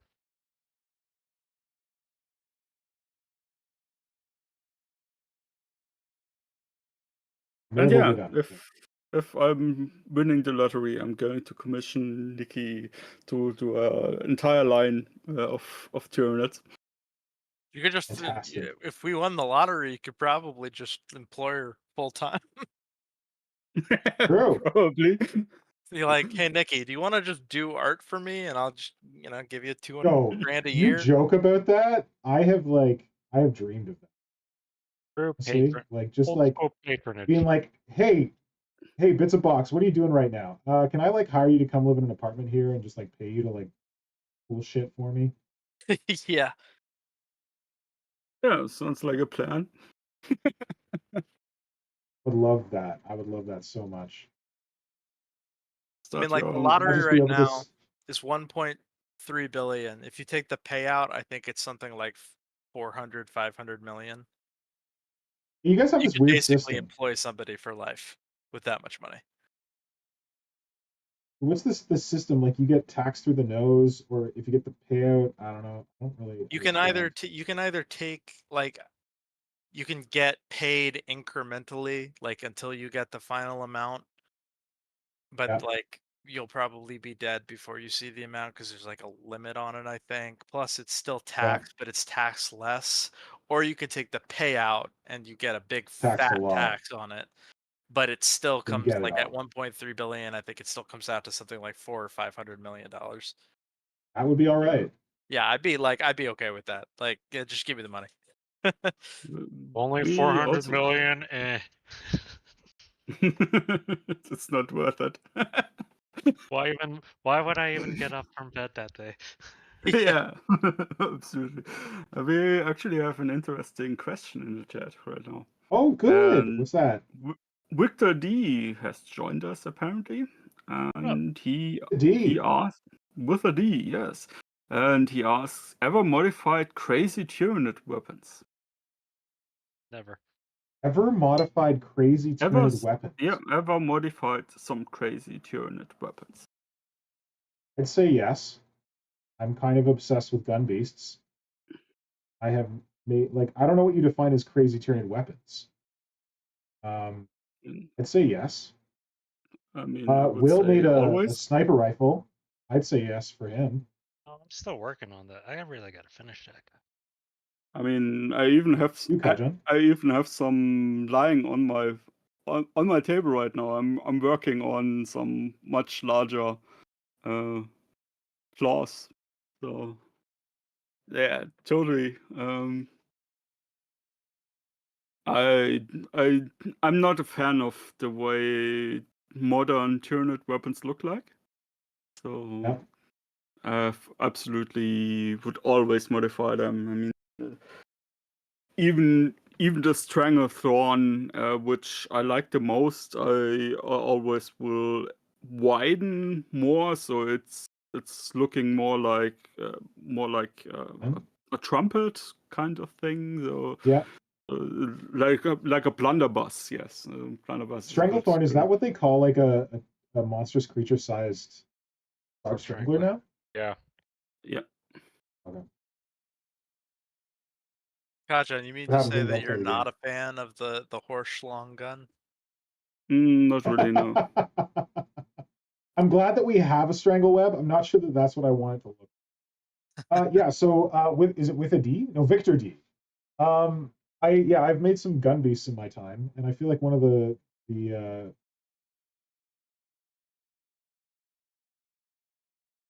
question, modify ever make them more gross and awful? Yeah, he refined the question right now. So when I was working on Gun Beast, I think I called it Gun Beast 4 for High Fleet Moloch. It had like a sphincter in the barrel that looked maybe suggestively like a piece of lady anatomy. I'd say that was pretty off-putting. Brett Evans, if he's still in the chat, just made a butt gun. He replaced the new concept for a strangle web with a gun that plugs into the Tyrannid's butt, the termagant's butt. It's pretty off-putting. In fact, most of the things you need to look up Quarantine Miniatures Instagram. Man. If anyone can put the link in the chat. Most of Brett's Tyranids are extremely off-putting in the best way possible. I think you'll enjoy them if you're looking for off-putting Tyranids. I like the rippers you just did. Yeah, eyeless rippers. How did I not think of that? I feel like an idiot. Weren't you on team not eyeless? Yeah, but he sold me on it. I was also on team no wings until Thomas Fordle sold me on wings. The error also. So what's yeah? He says Frankendoodles added again today. And holy, says Frankendoodles always add it again. You can talk about off-putting. Frankendoodle is turning a Barbie into a Tyrannid, which is kind of off-putting. Pretty gross. What was that challenge? Like the Barbie War Barbie. War Barbie 2023. Yeah, I saw someone making a Beach Boy orc, like a Beach Boy Barbie orc thing.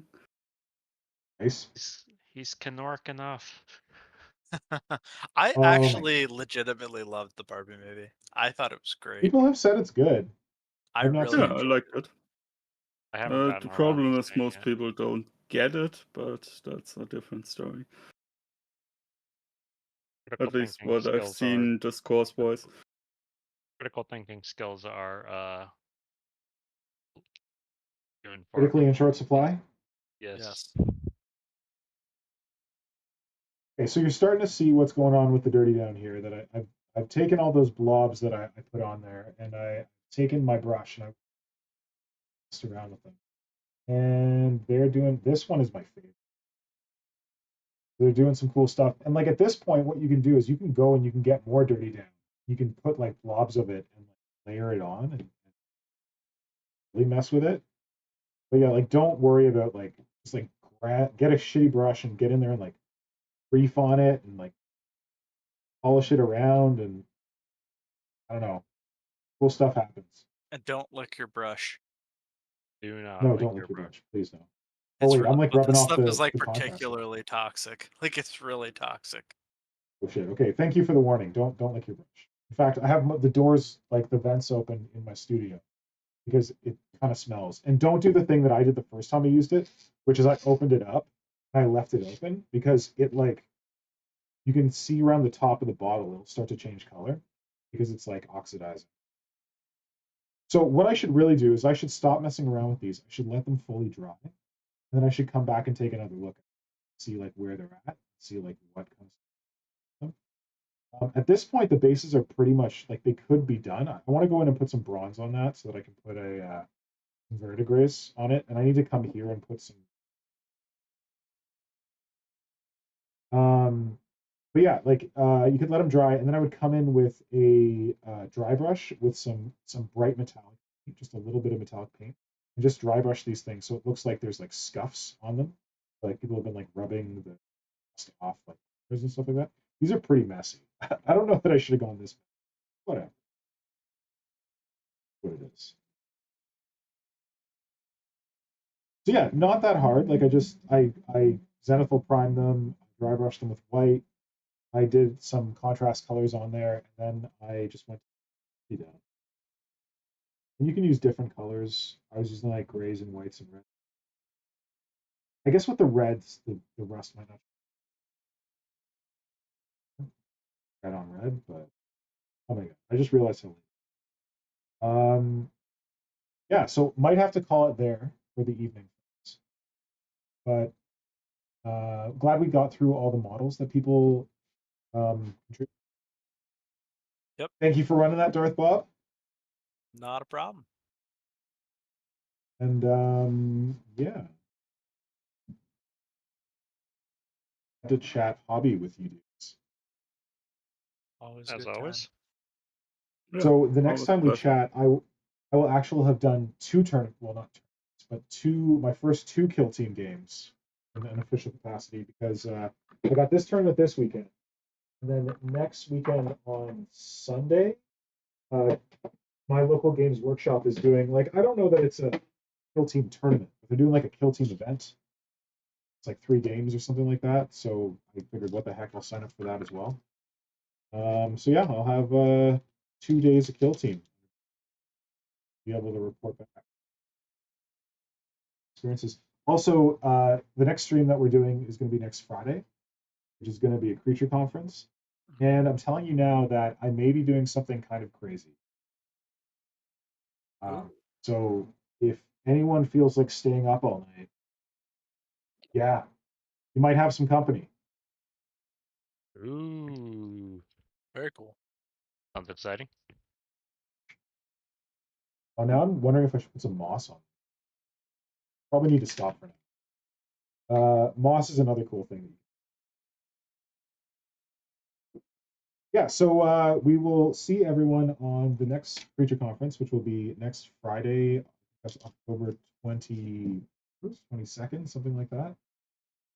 And then we will work in progress Wednesday again in 2 weeks' time. So that will be the following Wednesday, whatever that is, the 27th. 5th. 25th, yeah. Yeah. So I hope everyone has a good couple of weeks, or a good weekend, good week, good rest of the week. Hope you have some good hobby time, get inspired, make some cool stuff. Definitely go and check out the different hobbyists who we mentioned in this video, because they all have really cool stuff. And yeah, hopefully you get inspired, and we can chat again soon. Oh, the other thing I'm really looking forward to is Blitz Mechanica and I have split the new Warcry box. And with nice. Well, it hasn't arrived yet. It's in the mail. But once I get that, I'm looking forward to doing some conversions on the servers, and definitely a conversion on Law Pit Sarlacc, make it look more Tyranidy. So you can look forward to that. Yeah, I hope so. That's the goal. All right. Thank you, gents, so much. I'm going to go. Have yourselves a lovely rest of the evening and a lovely weekend. Stay safe, stay well. I will chat with you again soon. Word. Bye. Bye. Night. Bye. All right. Oh, and thanks. Oh, yeah, right. Thanks to everyone in the chat. Diana, thank you for saying nighty night. Tarath, good to see you. Victor D, thanks for your question. That was good. Tom Wilson, good to see you. Who else is in there? Tyler Blevins. Ooh, Tyler Blevins got inspired. That's good. What else we?